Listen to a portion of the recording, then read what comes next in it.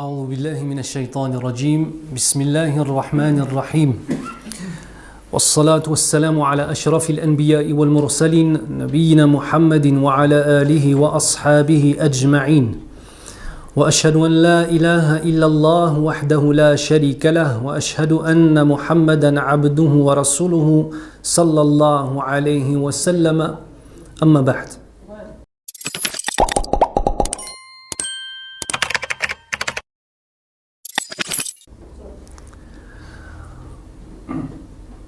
Le concept d'être étranger à ce bas monde est un concept qui a été porté par Salaf Salih, par les pieux prédécesseurs à travers le temps. Il a été porté par toutes les personnes dont les degrés de la foi, les degrés de la spiritualité étaient extrêmement élevés. Pourquoi ?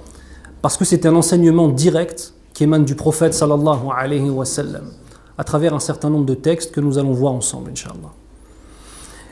Il y a des conférences qui nous enseignent comment prier, comment faire wudu, comment donner sa zakat, comment se comporter avec son voisin, comment se comporter avec son épouse par exemple.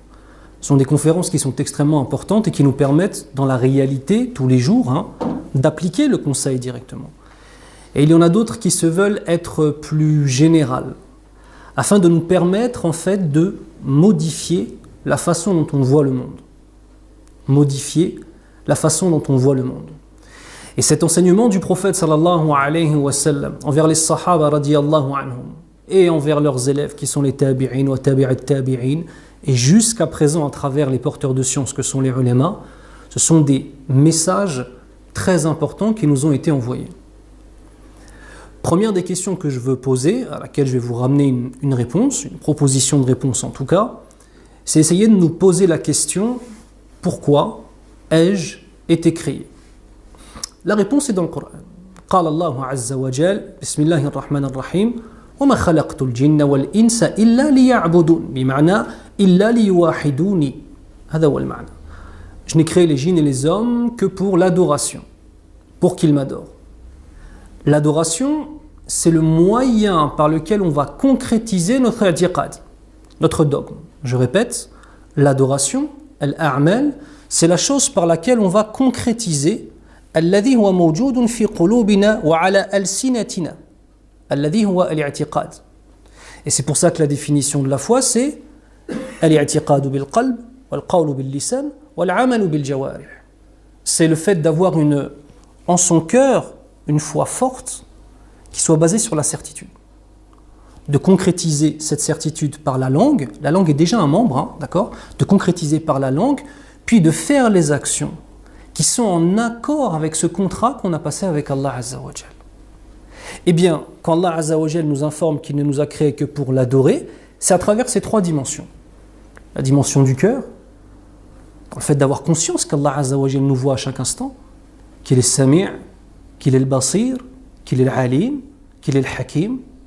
La dimension de la langue à travers le dhikr et la récitation du Coran, bien évidemment c'est le plus grand des adhkar qu'on puisse avoir, et par le jawarih à travers, oui, les actes d'adoration, mais aussi les interactions qu'on a entre nous. Parce que quand on est confronté aux gens, les gens qu'on a en face de nous, soit on leur ouvre les portes de notre cœur, soit on les ferme. Eh bien la vie d'ici-bas, avec ce qu'elle comporte comme chose magnifique, mais aussi comme chose dangereuse, soit on lui ouvre notre cœur, soit on lui ferme notre cœur. Donc Allah Azza wa Jal nous informe que c'est pour l'adoration, effectivement, mais moi en tant que tel, ok, je fais ma prière, ok, je fais siyam, ok, je fais le hajj, je paye ma zakat, alhamdoulilah, je fais les actions. Ça se limite à cela. Il y a une autre question qui vient derrière. C'est est-ce que dans ma façon de concrétiser mon dogme par les actes et par les adorations, est-ce que la finalité de ça, c'est que je dois forcément être heureux ou bien être soumis? C'est une question qui est fondamentale et, subhanallah, plus le temps passe et moins j'ai l'impression que les gens se la posent. Est-ce que moi j'ai été créé pour être heureux ou est-ce que j'ai été créé pour être soumis? Parce que les deux réponses amènent tout un tas de conséquences complètement différentes. Si moi j'ai été créé pour être heureux, cela signifie que si je fais la prière, si je fais Siyam Ramadan, si je fais mon Hajj et que j'ai des épreuves et que j'en suis malheureux, alors forcément il y a quelque chose qui ne va pas et j'arrête tout ce que j'étais en train de faire, si j'avais été créé pour être heureux. Si par contre j'ai été créé pour être soumis, c'est complètement différent. Parce qu'en fait, mon sentiment à moi, comment moi je vais percevoir le monde, ce que je vais ressentir, des épreuves, pour ceux et celles d'entre vous peut-être qui ont déjà subi la mort d'un proche, la mort d'un enfant, la mort d'un parent, la mort d'un frère, la mort d'une sœur, le fait de perdre par exemple aussi tout son commerce, tout son argent, le fait d'être atteint d'une maladie très grave. Allahumma ahfadna min dhalik. À ce moment-là, Akhil Karim, t'es pas heureux. Hein. La question c'est est-ce que tu seras soumis. Donc la première des réponses c'est que j'ai été créé pour être soumis. Et s'il y a bonheur, ce sera un bonheur qui viendra à travers ce qu'on appelle halawat al-iman. Halawat al-iman. C'est les délices de la foi qui peuvent me permettre d'être heureux. Parce que si je me réfère à ma propre âme, mon âme elle a envie de quoi? Mon âme elle a envie de dormir jusqu'à midi. C'est vrai ou pas? Elle n'a pas forcément envie de se contenter d'une seule femme. Mon âme elle a envie de manger à outrance. Mon âme a envie... C'est vrai ou pas? C'est ça notre âme, c'est ça qu'elle veut. Et il y a des gens qui confondent en fait, qui pensent en fait qu'ils ne seront heureux que quand ils vont combler leur âme. Wal-amru laysa kadhalik, au contraire. Notre âme est un ennemi, le nafs est un ennemi bien plus grand que le diable. Souvent les gens disent oui, non c'est shaitan, la'natullah alayhi, c'est shaitan, c'est lui qui... La plupart du temps, shaitan il n'a même pas besoin d'intervenir mes frères. Il nous laisse juste nous-mêmes face à nos âmes. D'accord? Et nos âmes nous amènent à certaines choses. Donc première des choses, on a été créé pour être soumis. Parce que si je pense que j'ai été créé pour être heureux, je ne pourrais jamais être un étranger parmi les autres. قال النبي صلى الله عليه وسلم بدأ الإسلام غريبا وسيعود غريبا كما بدأ فطوبى للغرباء. Ce qui signifie l'islam a commencé comme une chose étrangère, rejetée, mal regardée, désignée du doigt. Avec les adeptes de l'islam, rejetés, mal regardés, désignés du doigt. وَسَيَعُودُ غَرِيبًا. À ce moment-là, le Nabi sallallahu alayhi wa sallam est fil Médina, il est à Médine, il est en train de parler aux Sahaba radiyallahu anhum, et l'islam s'est imposé dans la péninsule arabique. Et Mohammed sallallahu alayhi wa sallam est le chef incontesté, aussi bien au niveau religieux, politique et militaire de toute la péninsule arabique, de son vivant sallallahu alayhi wa sallam. Et il les prévient, l'islam va redevenir étranger comme il a commencé. Et il finit par un message d'espoir. Fatouba lil ghuraba. Que la bonne nouvelle soit faite à ces étrangers. Si on pense qu'on a été créé pour être heureux, alors on va essayer d'être accepté de tout le monde. Si on pense qu'on a été créé pour être heureux, alors on va se soumettre à la pression sociétale qu'on a autour de nous et on va faire comme tout le monde. C'est dur d'être à l'encontre des gens, c'est vrai ou pas? C'est dur que tout le monde aille dans une direction, ou la majorité des gens aillent dans une direction et toi tu vas dans l'autre. Si nous, dans nos âmes, on oublie qu'on a été créé pour être soumis et non pas pour être heureux, eh bien on va se dire, mais là je suis malheureux quand je fais ça. Et la personne se met à suivre la plupart des gens. Est-ce que le prophète sallallahu alayhi wa sallam, lorsqu'il a été élu par Allah azza wa jal comme messager, est-ce qu'il est devenu un étranger parmi les siens? Est-ce que les sahaba radiyallahu anhum, lorsqu'ils se sont convertis à l'islam, est-ce que leurs familles ont pris la nouvelle avec le sourire, ou bien leurs familles les ont reniés, chassés, persécutés, enfermés, et pour certains même ils les ont torturés?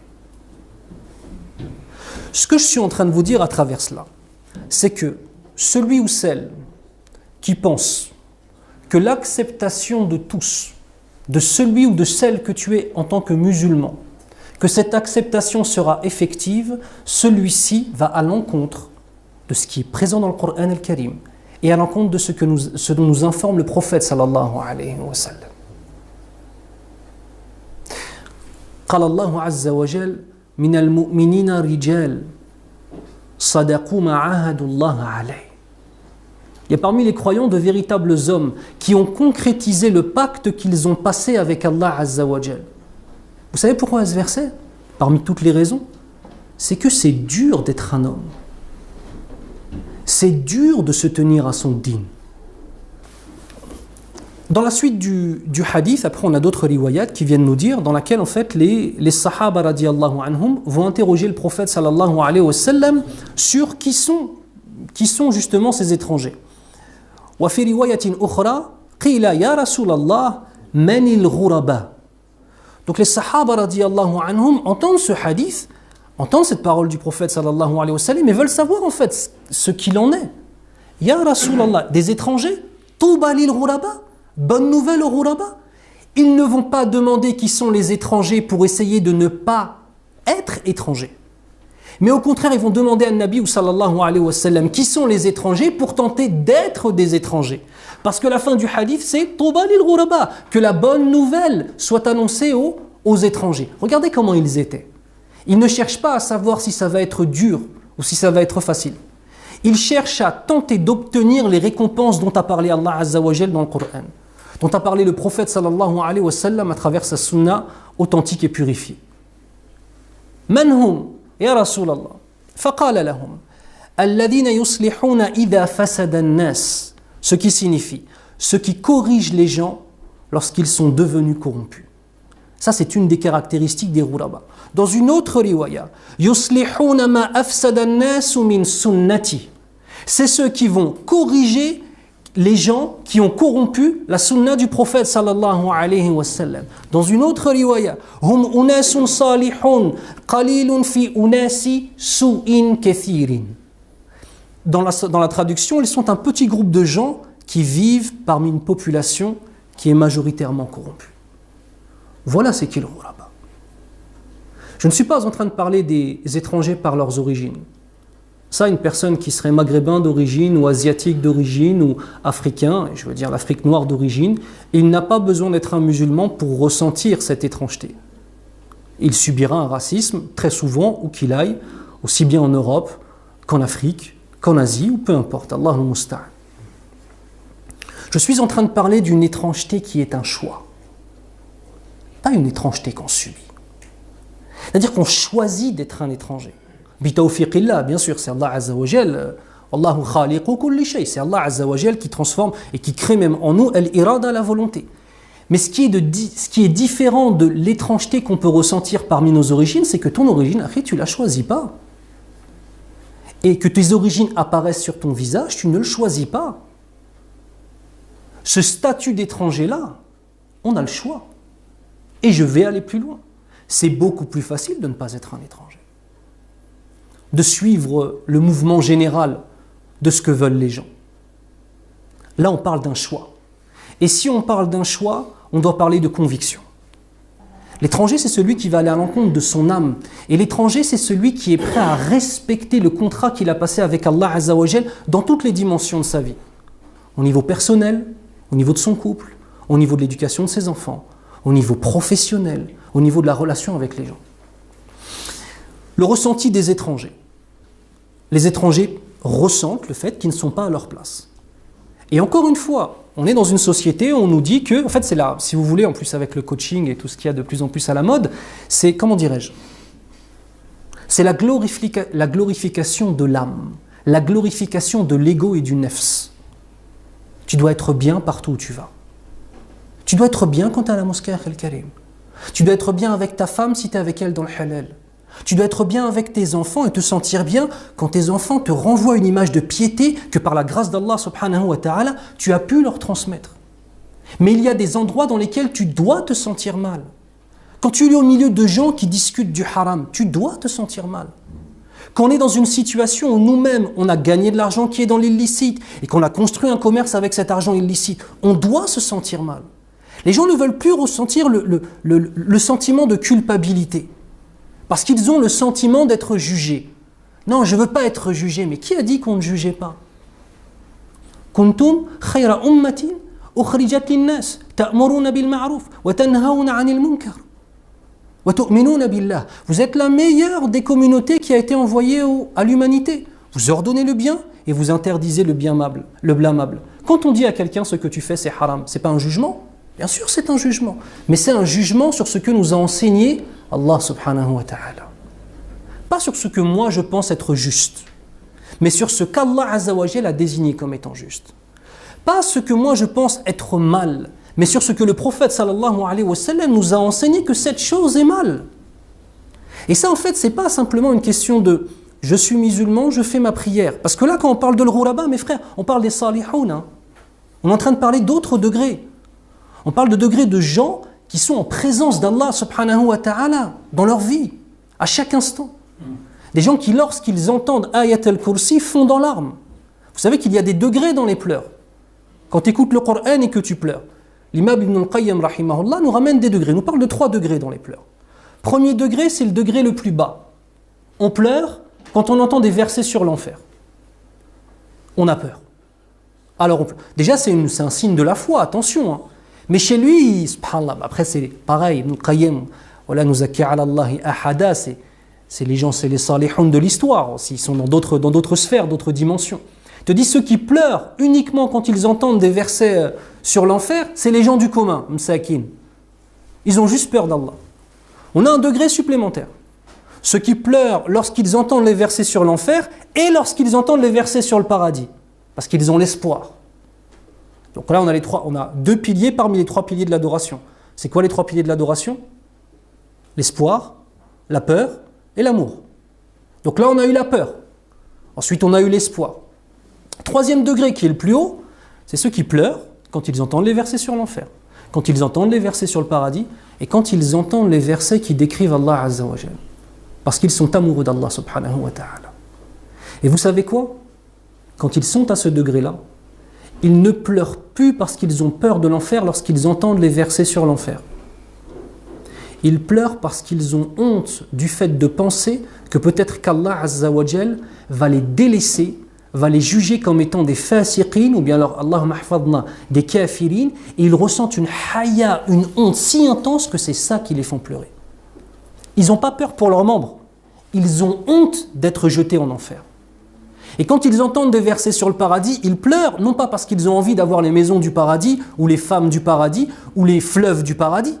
C'est qu'en fait, ils pleurent parce qu'ils se disent « Mais comment est-ce que moi, avec tous mes péchés, je pourrais rentrer au paradis? J'ai honte, je suis trop impur pour être au paradis. » C'est ça les ghuraba. C'est ça les ghuraba. C'est des gens qui sont dans une dimension en fait de spiritualité et de relation avec Allah Azza wa Jal qui est bien au-delà de ce qu'on voit en termes généraux. Allahumma ja'alna minhum ya rabbal alamin warzuqna sabra ala al-ada kadhalik. Et qu'Allah nous donne aussi la patience parce que quand on est un gharib, on est éprouvé. Kama qala an-nabi sallallahu alayhi wa sallam ashaddu an-nasi bala al-anbiya. Les gens les plus éprouvés, c'est les prophètes. Ça veut dire quoi? Qu'est-ce qu'on madha nastafid min hadha al-hadith? C'est quoi? C'est que toute personne, plus on est pieux, plus on est éprouvé. Et c'est pour ça que les sahaba radiyallahu anhum, lorsqu'ils n'étaient pas éprouvés, eh bien ils avaient peur. Ils avaient peur d'être des hypocrites sans même le savoir. Vous vous rendez compte les degrés de foi? Nous, quand on a une épreuve, la première des choses, moi y compris, hein, alors là, je ne suis pas en train de vous dire vous et moi, c'est nous, d'accord? Ou peut-être qu'il y a des awliya Allah parmi nous qui sont dans d'autres sphères. Mais en termes généraux, quand on a une épreuve, on se prosterne, on pleure, on demande à Allah Azza wa Jal de nous sortir de l'épreuve, c'est vrai? Eux, s'ils n'avaient pas d'épreuve, ils se prosternaient, ils pleuraient et ils demandaient à Allah Azza wa Jal de faire en sorte qu'ils soient sur la lignée de Mohammed sallallahu alayhi wa sallam et des prophètes en étant éprouvés. Parce que s'ils ne sont pas éprouvés, peut-être qu'Allah Azza wa Jal ne les aime plus. On a une qissa comme ça de Omar ibn Khattab radiyallahu anhu. Après la victoire contre les Perses, lorsqu'il était khalifa radiyallahu anhu, il y a un des sahaba qui veut aller visiter Omar radiyallahu anhu et on l'informe qu'il est dans Bayt Mal al-Muslimin, donc dans la banque de Médine, dans laquelle il y a tous les butins. Et cette fois-ci, vu qu'il y a eu la guerre contre les Perses, eh bien pour une fois, elle est remplie d'or, de tapis, etc., de diamants, de perles, etc. Et il trouve Omar radiyallahu anhu en train de pleurer, mais pleurer à chaudes larmes. Il dit, ah, Emir al-Mu'minin, ma bik, qu'est-ce que t'as? Et il le regarde, il dit, ala tara hawlak, tu vois pas ce qu'il y a autour de toi?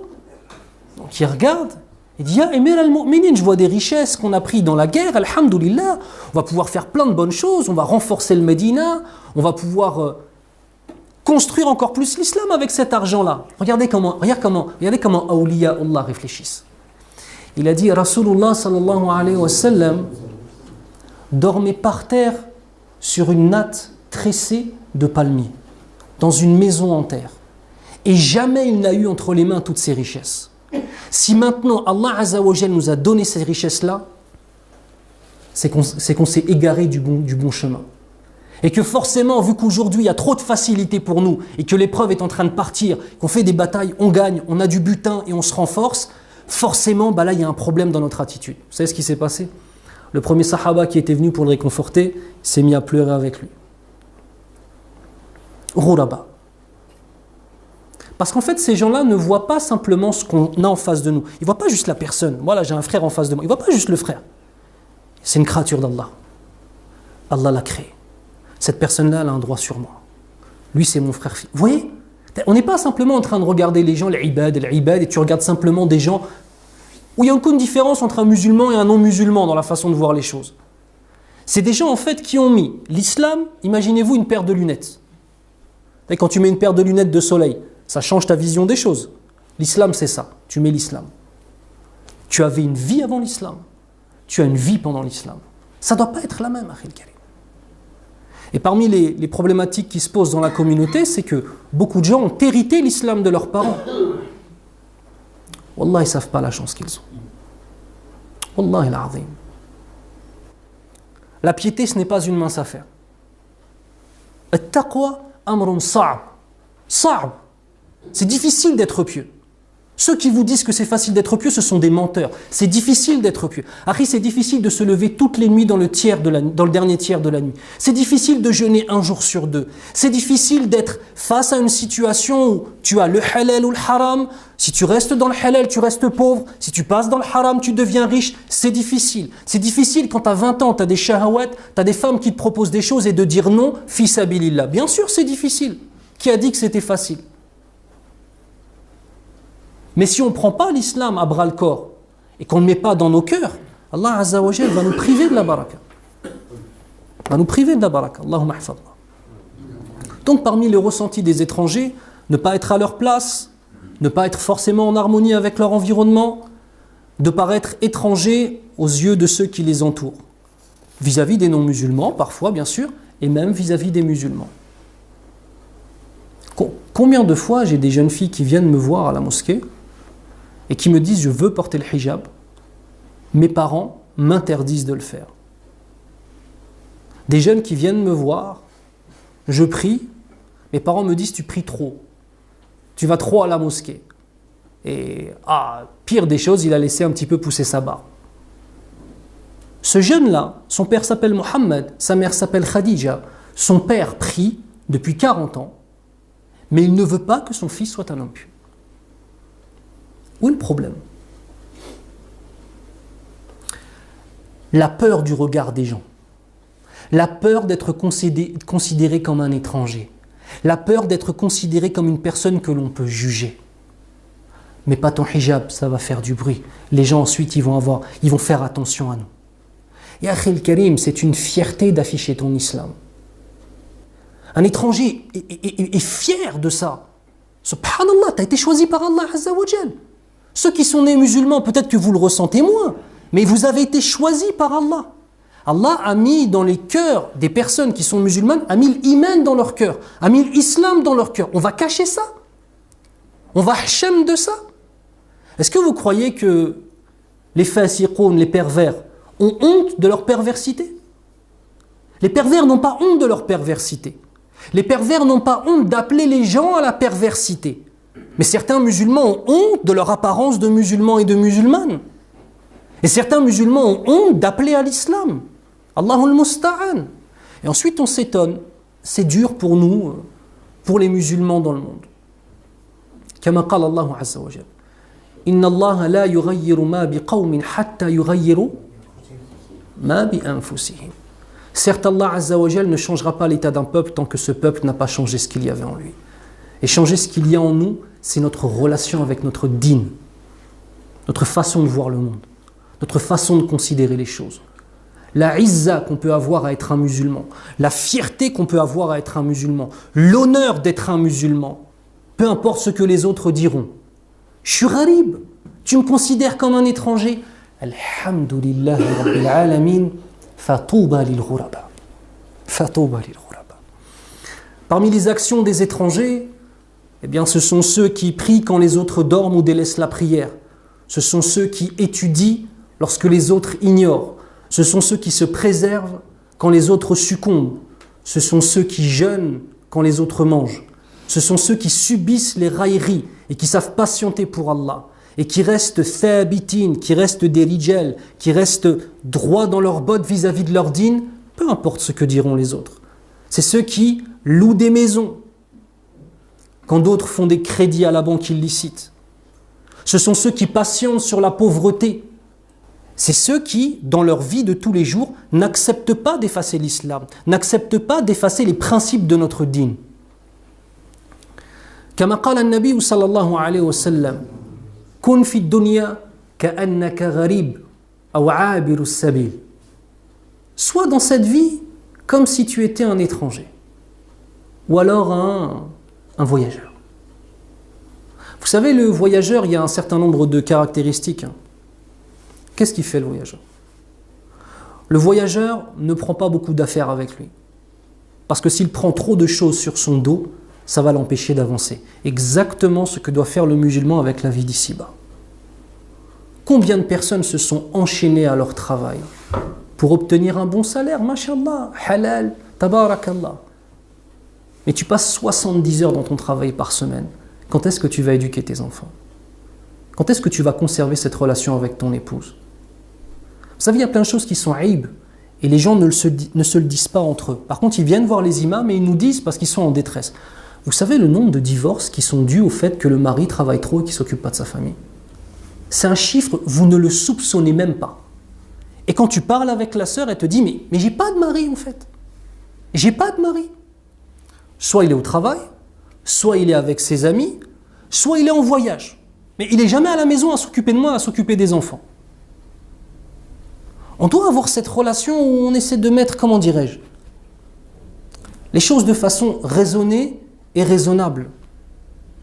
Tu passes ta vie dans ton travail pour faire de l'argent, ne crois pas que l'argent c'est ce qui va rendre ta famille heureuse.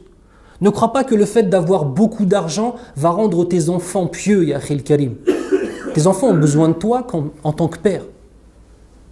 Ton épouse a besoin de toi en tant que mari. Et pas simplement le fait. Je ne sais pas vous ici comment c'est. Moi je viens de la région parisienne. On a beaucoup les Uber. Vous voyez les Uber, tout ça?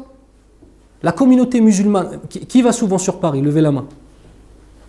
Vous prenez des Uber ou pas? C'est ta'na, c'est vrai ou pas? C'est toujours un Arbi. C'est toujours un Maghrébin ou un Noir. Et souvent ils sont de confession musulmane. Par semaine, je ne plaisante pas. Déjà ils travaillent souvent la nuit. Allahul Musta'an. Donc ils emmènent les gens pour aller en boîte de nuit. Des frères qui font la prière. Ils emmènent des gens en boîte de nuit pour aller dans le facette. Non, parce que c'est l'argent. Parce que la nuit, je gagne plus d'argent. Allah yasahal akhil karim. Et ils passent en fait, ils travaillent tous les jours, 7 jours sur 7. Ah c'est vrai, 3500, 4000 euros, 4500 euros par mois, c'est vrai. Mais leur femme, ils ne la voient pas. Leurs enfants, ils ne les voient pas. Oui, mais je ramène beaucoup d'argent à la maison. Mais tu vas faire quoi avec tout cet argent quand ta femme elle va divorcer akhil karim? Tu vas faire quoi avec tout cet argent quand tes enfants seront dans une voie que tu n'agrées pas et qu'il sera trop tard pour revenir en arrière?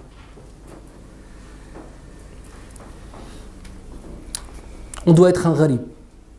Kun fi dunya ka'annaka gharib aw 'abiru sabil. Soit dans cette vie d'ici-bas comme si tu étais un étranger ou bien alors un simple voyageur. On doit être étranger. Et une responsabilité de musulman en termes plus larges. Étranger au principe de cette économie injuste basée par exemple sur l'intérêt des banques. On doit être étranger vis-à-vis de ça. Ce n'est pas juste étranger dans ma relation avec Allah ou ma relation avec les gens. On doit être étranger au pillage des ressources naturelles qu'il y a dans le monde. En tant que musulman, on a une responsabilité vis-à-vis de ça. Pourquoi est-ce qu'il pille toutes les ressources naturelles? C'est pour de l'argent. On doit être étranger à cela et opposé à ça.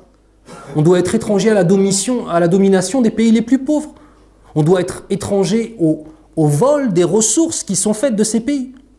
On doit être étranger en fait à tout ce système qui prône la consommation, qui prône le fait que s'enrichir est le summum du bonheur et de la réussite.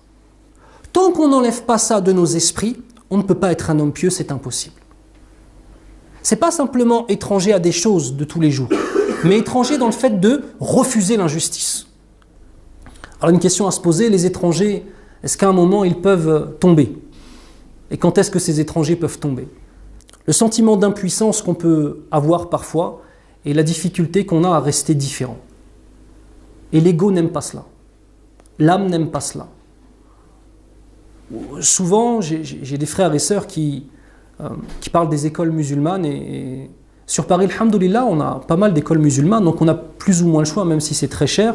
En tout cas, celui qui a les moyens, il peut mettre ses enfants dans des écoles musulmanes. Et ils ne comprennent pas qu'une des pressions les plus lourdes que peut porter un enfant, c'est quand par exemple ton fils, à 14 ans, est au collège, que c'est le seul dans sa classe, akramakumullah, à ne pas avoir une petite copine. Ça, c'est une vraie pression. Quand ton fils a 14 ans et que c'est le seul de sa classe, ou que ta fille a 14 ans et qu'elle est la seule de sa classe à prier, et que tous les gens autour d'elle ne prient pas. Ça, c'est de la ghurba.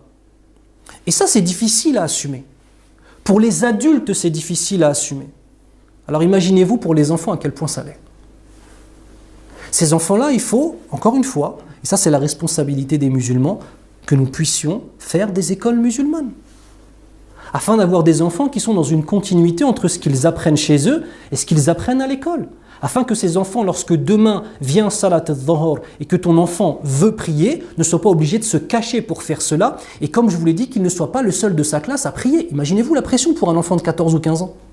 C'est insupportable. Il ne peut pas résister. Et souvent les gens disent, je ne comprends pas ce qui s'est passé avec mon fils.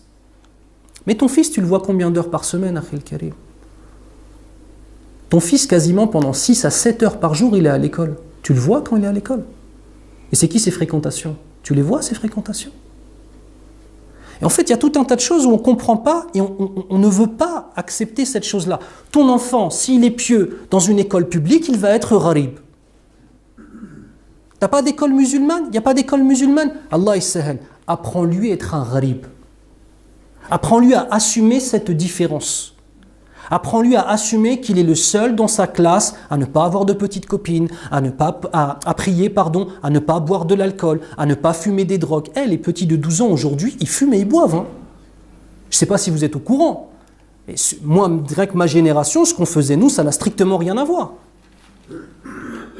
Les enfants, ils ont des téléphones portables. Il a 12 ans, il a 3 petites copines déjà. C'est de la folie. Les gens ne savent pas. Ils pensent, non, pas mon fils. Ouvre son téléphone portable pendant qu'il ne le sait pas. Tu risques de découvrir des choses qui sont très bizarres, comme on dit. Donc, première des choses qui fait tomber le ghuraba, c'est le sentiment d'impuissance et le sentiment même d'étrangeté. Il est difficile à gérer pour l'âme et l'âme a envie d'être acceptée. L'ego, a envie d'être accepté. L'ego a envie d'être adulé. L'ego a envie d'être pris avec les gens les plus populaires, etc., etc. Donc ça, c'est une des causes qui font tomber. Des passions qui se joignent à ces sentiments. Quand on ouvre les portes des passions, ces portes-là, en fait, elles ne se referment pas facilement. On a du mal à les fermer. Une fois qu'elles sont fermées, si on les réouvre, je peux vous dire qu'il y a eu trop de pression derrière et c'est très très difficile à revenir. Le fait de revenir dans la piété, après en être sorti, Allahumma hfadna, c'est souvent quelque chose de beaucoup plus difficile que les premiers contacts qu'on a eus avec la piété. Allahumma hfadna. Alors ensuite, les gens qui finissent par succomber, on aura plus ou moins 2 types. On aura les gens qui diront « Astaghfirullah wa atubu ilayh » j'ai succombé. Je sens que j'ai de la faiblesse dans ma foi. Il y a des choses que j'avais délaissées de ma vie qu'aujourd'hui je refais. Et il y avait des adorations que je faisais dans mon existence qu'aujourd'hui je n'arrive plus à faire. Astaghfirullah wa atubu ilayh. Là, c'est une personne, narju lahul khayr. Celui-ci, on espère pour lui le bien. Et on a d'autres attitudes. Ceux qui viennent, qui délaissent les voies de la piété et qui veulent se poser comme modèle. Non, mais en fait, je n'avais pas compris. Non, mais en fait, avant, j'étais trop dur. Non, mais en fait, avant, alors le grand mot à la mode, avant, j'étais un salafi. On dirait que salafi, c'est devenu une insulte. La dernière fois, j'ai vu 2 personnes se disputer dans la mosquée, et il y en a un, il a dit à l'autre, de toute façon, t'es qu'un salafi. C'est une insulte, salafi. Hein, c'est salaf salih. Tu n'auras pas un seul mouvement sur cette terre qui déteste les salafs. Les salafs, c'est les premières générations. Et n'oubliez pas que quand les gens emploient ce mot salafi, ils ne sont pas en train de parler de alors l'école dogmatique de Ahlul Athar qui ne rentre pas dans l'interprétation des noms et attributs d'Allah Azza wa Jal. Non, ça veut dire quoi salafi dans la tête de plein? Ça veut dire un barbu, Akhil Karim. Ou ça veut dire une femme qui porte le djelbab. Et aujourd'hui, c'est inadmissible ces choses-là où on prend des noms de tendances entières et on en fait une insulte. Qu'est-ce que c'est que ces histoires-là? Qu'est-ce que c'est que ce manque de izza? Donc on a des gens qui vont dire non, j'étais trop dur. Ah, vous la connaissez celle-là aussi. L'islam, c'est dans le cœur. Non? Elle est connue celle-là. Non, l'islam, c'est dans le cœur. Ouais, le nifaq aussi, c'est dans le cœur. Le kufr aussi peut être dans le cœur, c'est vrai. Hein? C'est vrai, le cœur, c'est mahalul iman. D'accord. Mais ça veut dire quoi? Ça veut dire qu'en fait, je vais être un musulman ou une musulmane et que je n'aurai strictement aucune action liée à l'islam. Et que je vais me poser comme modèle comme ça. C'est qui nos modèles? C'est Abu Bakr Siddiq, radiallahu anhu. C'est Omar ibn Khattab, radiallahu anhu. C'est Abdullah ibn Omar. C'est Ibn Mas'ud. C'est Ibn Abbas. C'est Salman al-Farisi. Ils étaient comment, eux? Ils étaient attachés à cette sunna et ils étaient prêts à être des rourabas et à patienter ou pas? C'est des vraies questions qu'il faut se poser. Mouhim. Khair, Inch'Allah. Les musulmans sont des étrangers parmi les hommes. On a plusieurs degrés d'étrangeté. Premièrement, les véritables croyants sont des étrangers même parmi les musulmans. Je répète, un salih, il se sent étranger au milieu des musulmans. D'accord? Un érudit, un savant, se sent étranger au milieu des salihin, au milieu des pieux. Et un prophète se sent même étranger au milieu des plus grands savants. Il y a des degrés dans le fait de se sentir étranger.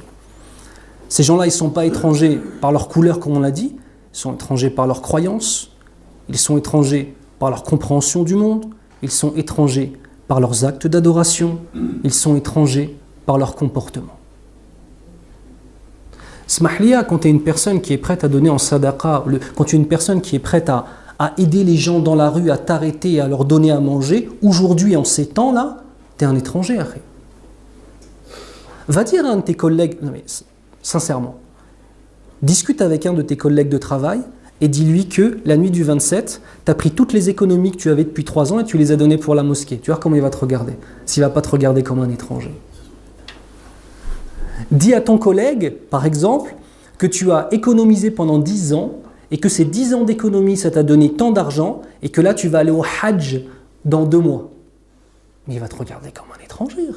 Qu'est-ce que c'est que ces gens? Dis à ton collègue que toi, tu as l'occasion de faire un crédit à la banque, mais parce que tu crains Allah Azza wa Jal, tu ne fais pas de crédit à la banque et tu préfères louer ton appartement ou louer ta maison pendant 50 ans s'il le faut, parce que tu crains Allah Azza wa Jal, alors que lui, il a acheté une maison, ou peut-être 2 ou peut-être 3. Il va te regarder comme un étranger. Aujourd'hui, on a même des musulmans qui nous regardent comme des étrangers quand on dit ça. Allah al-Musta'an. C'est qui nos modèles? C'est quoi nos références en fait? Sur la façon de construire notre personnalité, sur la façon de considérer le halal, le haram, le ma'rouf, le munkar. C'est quoi nos références en fait? À qui on se réfère aujourd'hui? Regardons ce que dit le prophète sallallahu alayhi wa sallam. Regardons ce que nous dit Allah subhanahu wa ta'ala. Regardons l'exigence qu'Allah Azza wa Jal a envers nous. Allah Azza wa Jal nous dit dans le Coran, Bismillahir Rahmanir Rahim, wa in tuti' akthara man fil ard yudilluka an sabilillah. C'est pas clair ça? Et si tu suis la majorité des créatures sur cette terre, ils vont t'écarter et t'égarer du sentier d'Allah Azza wa Jal. C'est clair ou c'est pas clair? Ahwad al-gharib. C'est ça, étranger. C'est avoir une vision de l'islam qui est complète et qui englobe toute notre façon de voir, notre façon de penser, notre façon de réfléchir, notre façon d'acheter, notre façon de vendre, notre façon de louer notre maison ou pas, nos relations avec les musulmans, avec les non-musulmans, bien sûr, billatihi ahsan, toujours dans un bon comportement, avec nos enfants, avec notre femme, et peu importe ce qu'on dit autour. Ton modèle, il s'appelle Mohammed ibn Abdillah sallallahu alayhi wa sallam. Enfin, notre modèle, c'est pas ton modèle, c'est notre modèle, c'est Mohammed sallallahu alayhi wa sallam. Et on essaie de lui ressembler, dans toutes les dimensions de nos vies, Inch'Allah. Et bah oui, on va être considérés comme des étrangers.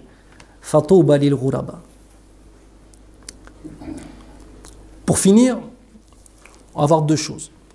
Parmi les caractéristiques des ghuraba, première des choses, c'est des gens pour qui la croyance, le dogme est la chose la plus importante. Tawhidullahi Azza wa Jal dans toutes les dimensions du tawhid. Deuxième des choses, les ghuraba, c'est des gens qui s'attachent corps et âme à la sunna du prophète Mohammed sallallahu alayhi wa sallam.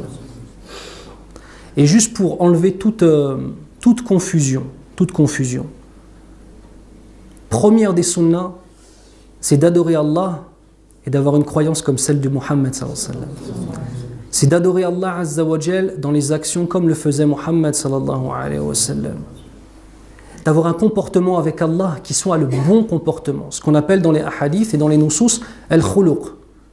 Que les gens, souvent, il y a une chose qui échappe parfois à certains, wallahu a'lam, c'est que les hadiths qui parlent du fait d'avoir un bon comportement et qu'on rentre au paradis par ce bon comportement, on parle de quoi là?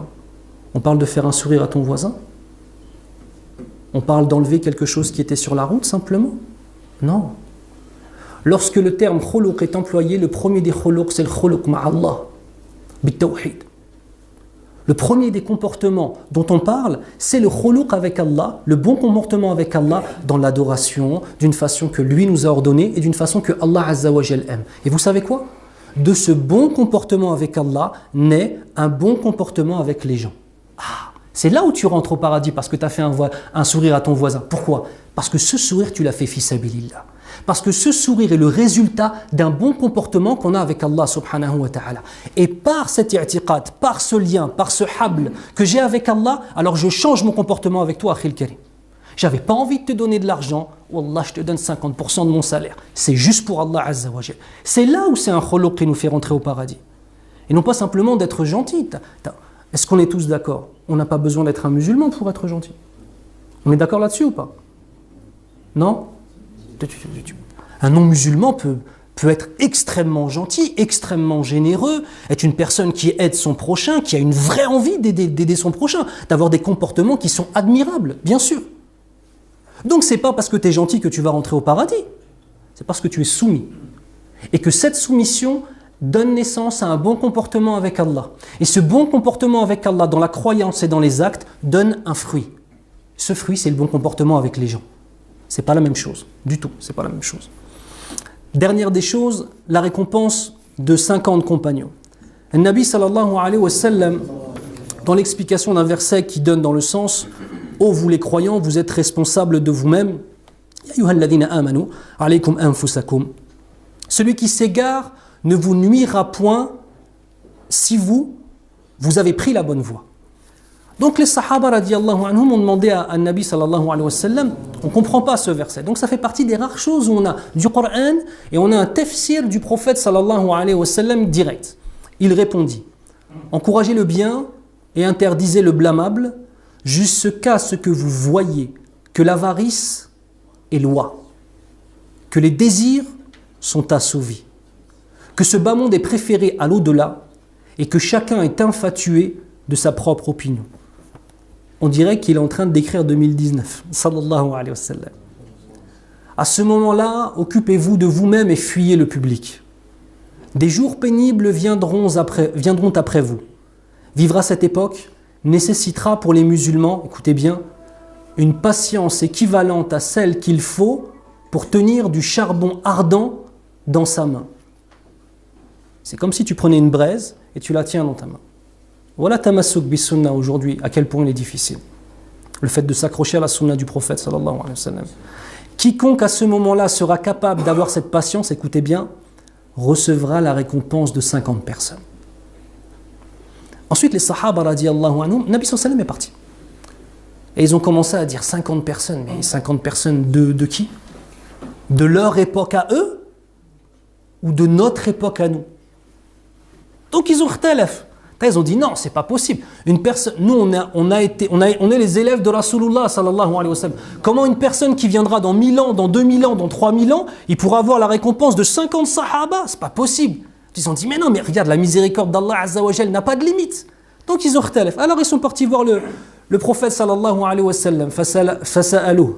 Ya Rasulallah, la récompense de 50 d'entre eux, Et là, le prophète sallallahu alayhi wa sallam de leur répondre dans le sens, non, la récompense de 50 d'entre vous. La récompense de 50 sahaba de Rasulullah sallallahu alayhi wa sallam pour celui qui vit dans des temps troublés et qui reste un étranger. C'est ça la récompense.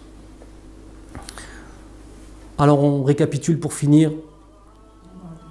On sera étranger dans notre croyance, parce qu'Allah Azza wa Jal est au centre de tout. Étranger dans nos comportements, parce que le prophète sallallahu alayhi wa sallam est au centre de tout. Étranger dans notre construction intellectuelle, parce que le Coran et les règles d'éthique morale qui sont portées dedans sont au centre de notre réflexion. Étranger par nos paroles, parce que le dhikr d'Allah Azza wa Jal est le refrain de nos existences. Étranger dans nos loisirs, parce que l'islam est le filtre de ce qu'on va faire. Étranger dans les choix qu'on va faire dans notre couple et vis-à-vis de l'éducation de nos enfants. Étranger dans notre façon de gagner de l'argent. J'ai fini par l'argent parce que c'est le moins important. فنسأل الله سبحانه وتعالى أن يرزقنا بالإيمان القوي. Demande à Allah Azza wa Jal de mettre dans nos cœurs une foi qui soit forte. ونسأله سبحانه وتعالى أن يدخل في قلوبنا حب رسوله صلى الله عليه وسلم. Demande à Allah de faire rentrer dans nos cœurs un amour intense, pur, sincère et constant pour son prophète Mohammed sallallahu alayhi wa sallam. نسأل الله عز وجل أن يجعلنا من المخلصين ثم من المخلصين. Demande à Allah de faire de nous des hommes qui vont sans arrêt essayer d'arranger leur intention, puis finalement, et c'est ça les mukhlisin, et puis finalement recevoir de la part d'Allah l'intention pure. Et c'est cela qu'on appelle al-mukhlasin, comme c'est mentionné dans Surat Yusuf alayhi salam. Barakallahu li wa lakum fil Qur'an al-Karim. ونفعني الله وإياكم بما فيه من الآية والذكر الحكيم. اللهم أرنا الحق حقا وارزقنا اتباعه وأرنا الباطل باطلا وارزقنا اجتنابه يا رب العالمين. وصلى الله على محمد وعلى آله وأصحابه أجمعين.